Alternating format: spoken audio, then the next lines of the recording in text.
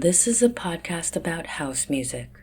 I'm ThatPodcastGirl C-Dub, and I'm here to guide us through the untold stories behind the house music.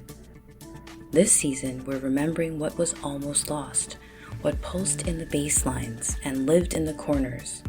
Stories that stayed alive only because someone danced them into memory. Picture this. It's 2024 and you're in Berlin.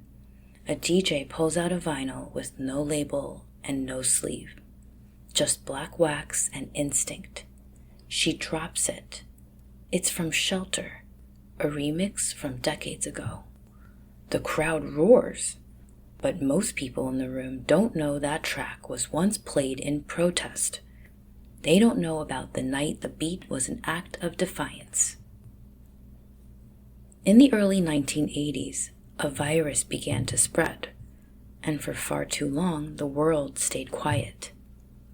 The clubs that gave people freedom, places like the Warehouse, the Paradise Garage, the Power Plant, became spaces of mourning. Dancers disappeared every week. DJs lost their friends. Party flyers became obituaries. The government wasn't naming it, so the music did. Michael Roberson is a scholar, a father of the House of Garçon, and a Black queer activist. He's often spoken about the ballroom floor as a sacred place during the AIDS epidemic. We were losing people every week, so we danced with them, for them, through them. For Michael and so many others, house wasn't just escape. It was church, and it was ritual. It was where you could scream into the bass and still be held. At the Paradise Garage, DJ Larry Levan began playing extended versions of tracks with long breakdowns and pauses. Sometimes he left full seconds of silence. Club historian Tim Lawrence says, "People would stand still or scream or weep. The music gave them space to grieve."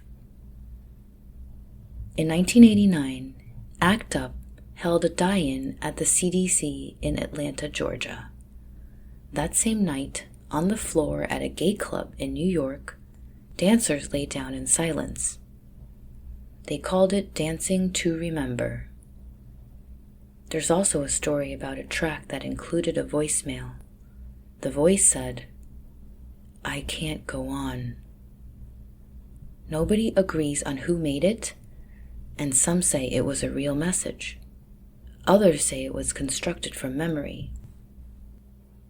It was played only once in a small club, to a quiet room full of people who understood. Then the beat dropped. At the door, the $10 cover might be for the DJ or for someone's casket. Sometimes it paid for AZT, sometimes for rent or a hospital bed.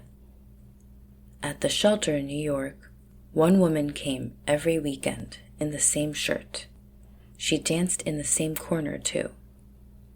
"I'm here for my brother," she told a DJ once. "He used to dance here.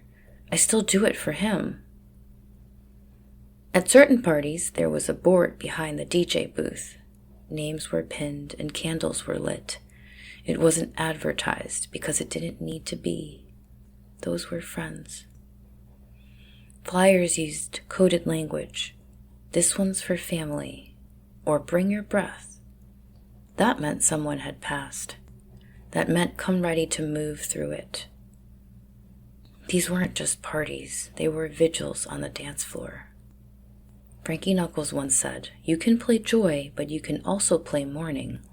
The floor knows the difference." The dance floor didn't ignore the crisis. It became the memorial. And for some, it stayed that way.